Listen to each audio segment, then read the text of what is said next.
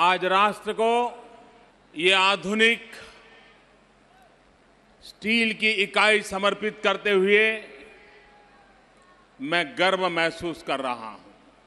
कोई इसको कहे, कोई उसको कहे, लेकिन आज का अवसर तो हम सबको गर्व देने वाला है।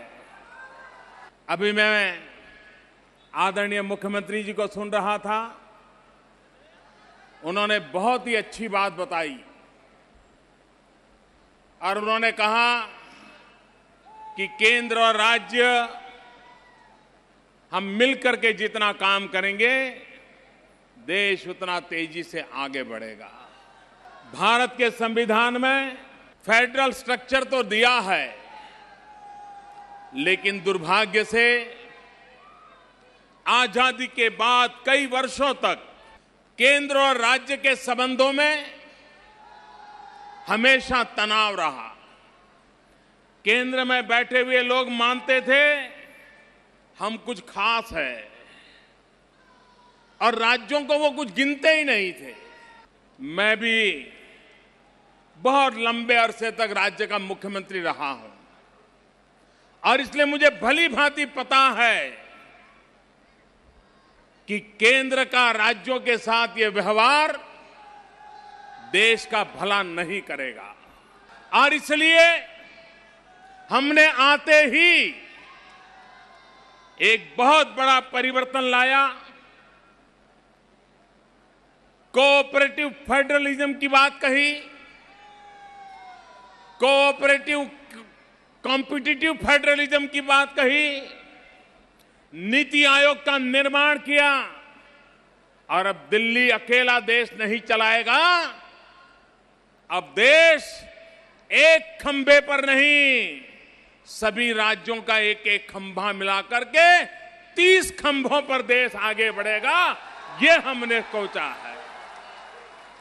टीम इंडिया, मैं डे वन से कह रहा हूं, टीम इंडिया के बिना हिंदुस्तान प्रगति नहीं कर सकता है। प्रधानमंत्री और मुख्यमंत्री ये मिलकर के एक टीम है। ये टीम हिंदुस्तान को आगे बढ़ाएगी। दल कोई भी हो, लेकिन दल से बड़ा देश होता है। और टीम इंडिया के कारण प्रगति कैसे होती है? आज एक बीमार इकाई ताकत के साथ खड़ी हो गई। हजारों लोगों के लिए नौकरी के अवसर मिल गए। हिंदुस्तान को स्टील के क्षेत्र में आगे बढ़ाने में ये बनपुर की धरती, ये बंगाल की धरती काम आई। अगर यहां के मुख्यमंत्री ने, यहां की सरकार ने रोड़े अटकाए होते तो ये काम संभव नहीं होता। मिलकर के काम करते हैं तो परिणाम मिलता है। ये टीम इंडिया का सफलता का उदाहरण है कि आज हम देश को ये इकाई समर्पित कर रहे हैं। 2 दिन पहले आपने देखा होगा, 41 साल से, 41 ईयर से एक मामला लटका हुआ था। बंगबंधु मुजीबुर रहमान के जमाने से ये मामला लटका हुआ था। लेकिन अभी 2 दिन पहले बांग्लादेश और भारत के बीच जो सीमा का विवाद चलता रहता था, तनाव रहता था, उसका समाधान हुआ। कैसे हुआ? टीम इंडिया के कारण हुआ। ममता जी ने, बंगाल की सरकार ने, आसाम ने, त्रिपुरा ने, मेघालय ने, मिजोरम ने दिल्ली सरकार के साथ कंधे से कंधा मिलाकर के फैसला किया। सभी राजनीतिक दलों ने फैसला किया और पहली बार ये देश गर्व कर सकता है कि राज्यसभा हो या लोकसभा, दोनों सदनों में एक भी मत विरोध में नहीं पड़ा। सबके सब मत एक साथ पड़े और टीम इंडिया का ये दर्शन हम पूरी दुनिया को दिखा पाए। सारे विश्व के लिए भारत की संसद का यह निर्णय, टीम इंडिया का यह निर्णय, केंद्र और राज्य के साथ मिलकर के चलने के प्रयास का परिणाम कि आज समस्याएं दुनिया के किसी देश के साथ भी सुलझाई जा सकती है। अगर टीम इंडिया का भाव हो, अगर विदेशों से समस्याएं सुलझाई जा सकती हैं, तो घर में तो बहुत आसानी से सुलझाई जा सकती है। और इसलिए हमारी पूरी कोशिश है। अब देखिए, अभी 14th फाइनेंस कमीशन हमने शब्दशः स्वीकार किया और उसका परिणाम क्या आया। एक जमाना था जब दिल्ली सरकार की तिजोरी में देश की 60-65% संपत्ति रहती थी, 60 to 65%, और 35-40% में सभी राज्यों की खजाने में पैसे रहते थे।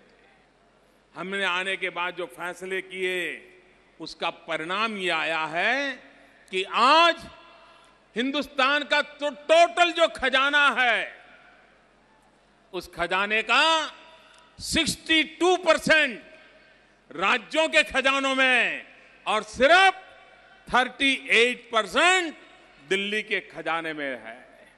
ये बदलाव हम लाए हैं क्योंकि विकास करना है तो राज्यों की मदद के बिना हो नहीं सकता है।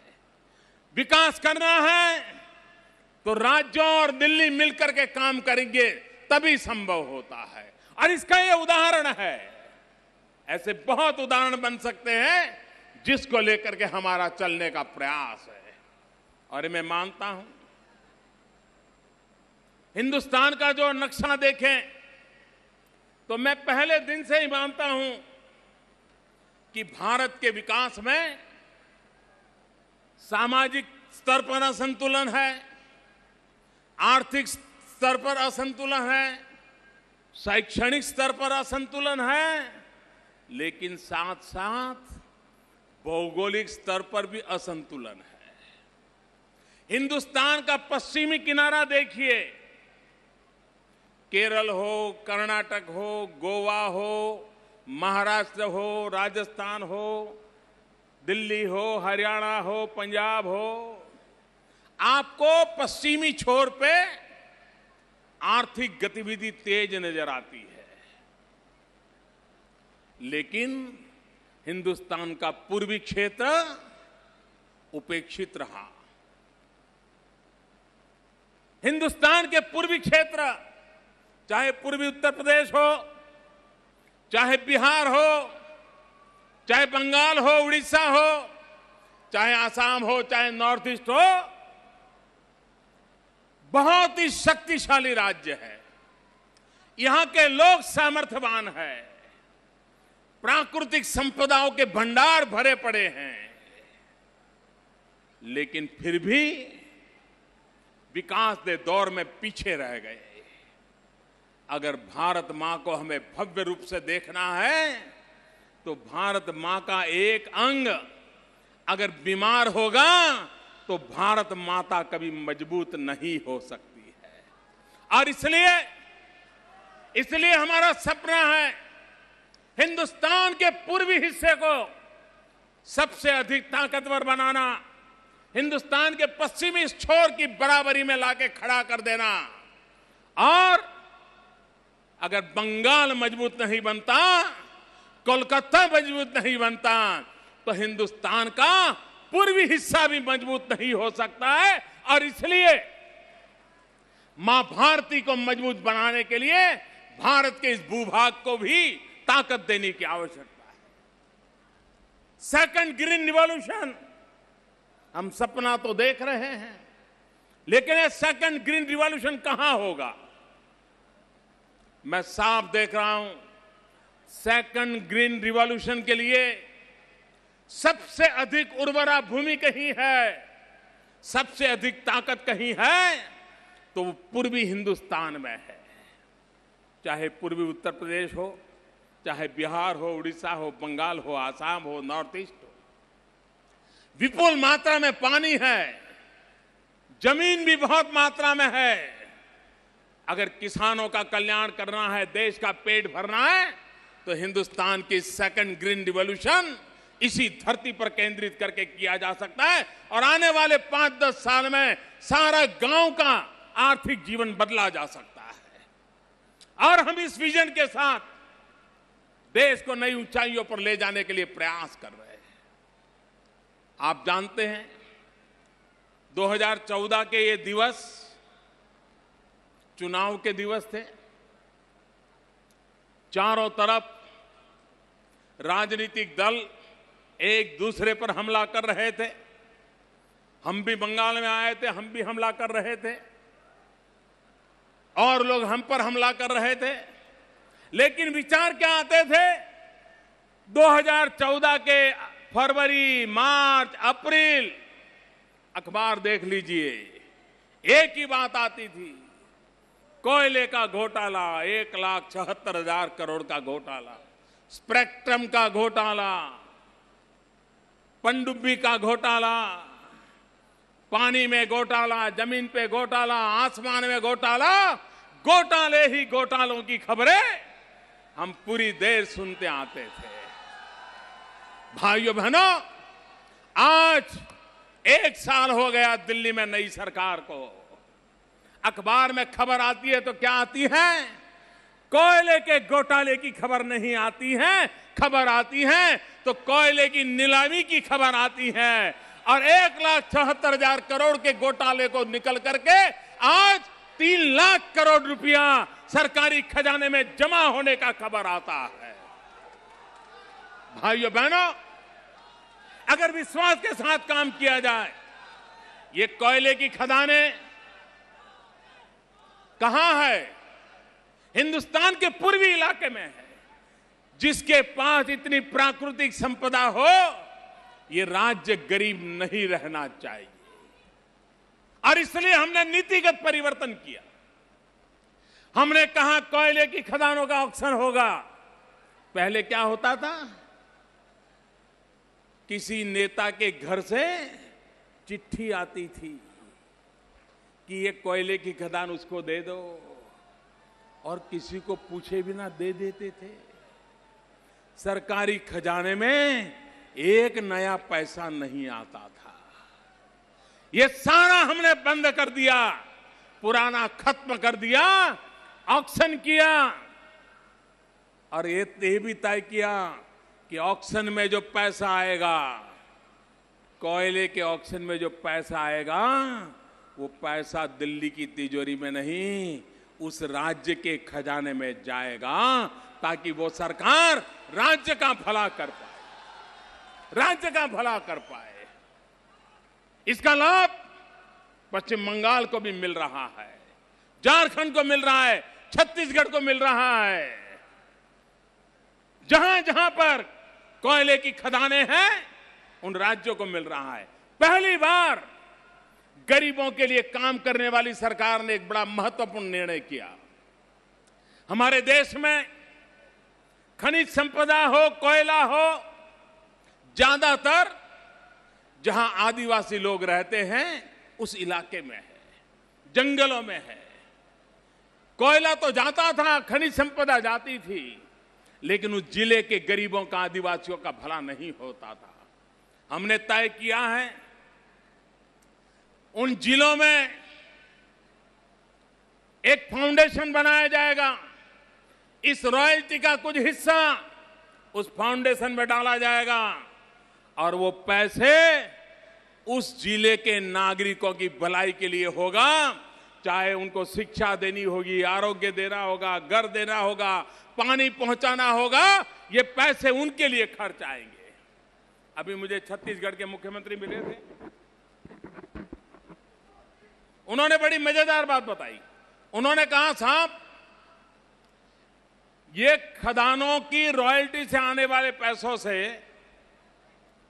ये जो फाउंडेशन बनेगा, इसमें अरबों खरबों रुपये आने वाले हैं और उसके कारण हमारे ये जो ट्राइबल डिस्ट्रिक्ट है उसको अब हमें सरकारी तिजोरी से शायद पैसा ही नहीं देना पड़ेगा और शायद और राज्यों की तुलना में वो तेज गति से आगे बढ़ने वाले राज्य बन जाएंगे। अगर नीतिगत परिवर्तन करते हैं, दीर्घ दृष्टि से नीतियों का निर्माण करते हैं, तो राष्ट्र के विकास को कैसे बदला जा सकता है, इसका हमने उदाहरण देखा है। भाइयों बहनों, ये कैसा देश है कि हम आयरन और विदेशों में एक्सपोर्ट करते रहे, निकास करते रहे, कच्चा माल देते रहे और स्टील विदेशों से मंगवाते रहे। भाइयों बहनों, ऐसा तो देश नहीं चल सकता कि हम गेहूं बाहर भेजें और चपाती बाहर से अंदर लाए। ऐसा नहीं होता। अगर आयरन और हमारा है तो स्टील भी हम बनाएंगे, नौजवानों को रोजगार देंगे। और ये देश ये सपना देख करके चलता है कि 2020 में आज हम दुनिया में जिस जगह है उससे 2 कदम आगे चल सकते हैं कि नहीं चल सकते, उस दिशा में हम काम करना चाहते हैं। आज चाइना से स्टील हमको लाना पड़ रहा है। हम स्टील को आयरन और होने के बावजूद भी उत्पादन नहीं करते हैं। हमें हमारी जो खनिज संपदा है, आखिरकार जो लोग अर्थशास्त्र के पंडित हैं वो भली भांति जानते हैं पैसा आएगा कहां से। देश को विकास करना है तो धन कहां से आएगा, धन कहां से पैदा होगा।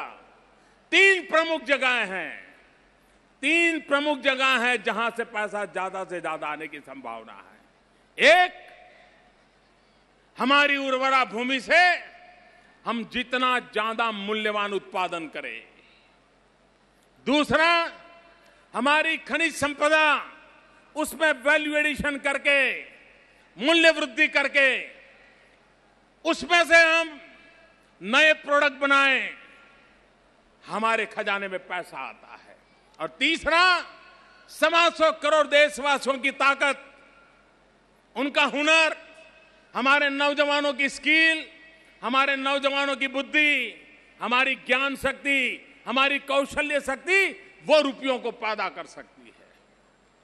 और इसलिए हमने इन 3 ही धाराओं को लेकर के, एक तरफ देश के नौजवानों को हुनर सिखाना, दूसरी तरफ खनिज संपदा में मूल्य वृद्धि करना, और तीसरी तरफ सॉइल हेल्थ कार्ड जैसे प्रयोगों के द्वारा, प्रधानमंत्री कृषि सिंचाई योजना के द्वारा किसानों को पानी पहुंचा करके, जमीन की परख करके उत्तम से उत्पादन कैसे हो उसके रास्ते दिखा करके कम जमीन में ज्यादा उत्पादन, परिवार की आर्थिक स्थिति को सुधारे ऐसा उत्पादन, उस दिशा में हम काम कर रहे हैं। और मुझे विश्वास है 1 साल के भीतर भीतर हमने पाया है। आज सारी दुनिया कहने लगी है, आज हिंदुस्तान दुनिया में, मेरे प्यारे भाइयों बहनों गर्व कीजिए, पूरा विश्व कह रहा था 1 साल पहले कि हिंदुस्तान डूब जाएगा, हिंदुस्तान कुछ नहीं कर सकता, हिंदुस्तान लुढ़क गया है, दुनिया की आर्थिक रचना में अब हिंदुस्तान अपनी जगह नहीं बना सकता, ये सारी दुनिया ने मान लिया था। 1 साल के भीतर भीतर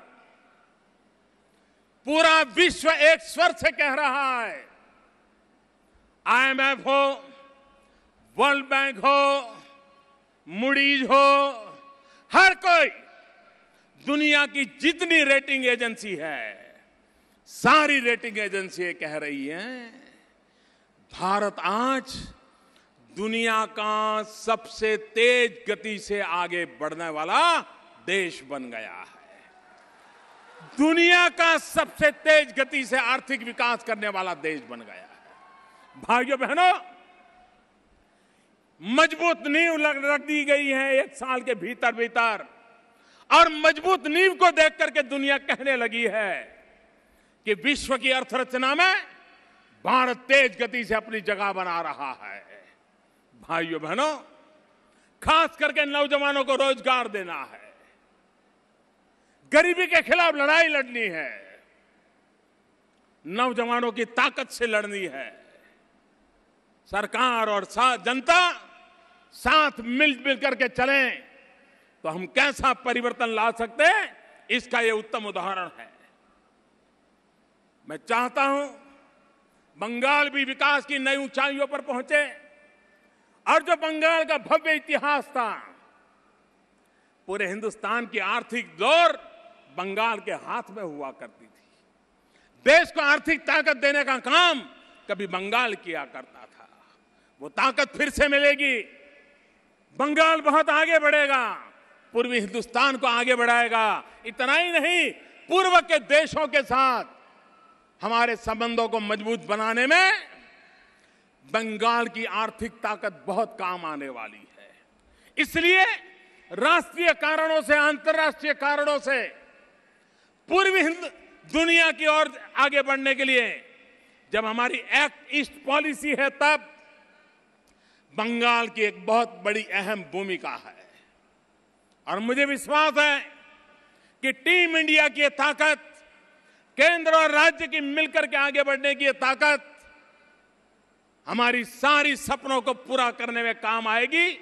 इसी एक विश्वास के साथ मैं फिर एक बार आप सबका हृदय से धन्यवाद करता हूं और मैं सभी मेरे मजदूर भाइयों बहनों को विश्वास दिलाता हूं कि आपका पसीना बेकार नहीं जाएगा। आपका पसीना बेकार नहीं जाएगा। आपका पसीना ही है जो पूरे विश्व में हिंदुस्तान की आबोहवा को बदलेगा। ये मेरा विश्वास है। मेरी बहुत बहुत शुभकामनाएं। बहुत बहुत धन्यवाद। ये काम 100-125 दिन में पूरा कर दिया। और मैंने गरीबों को कहा था कि देश आपके लिए, ये सरकार आपके लिए, बैंक आपके लिए है। आपको एक पैसा देना नहीं है, बैंक का खाता खोलना है जीरो बैलेंस से। लेकिन गरीबों में अमीरी बहुत होती है। अमीरों की गरीबी की तो चर्चा करने की हिम्मत लोगों में कम होती है, लेकिन गरीबों की अमीरी की चर्चा मैं आज करना चाहता हूं।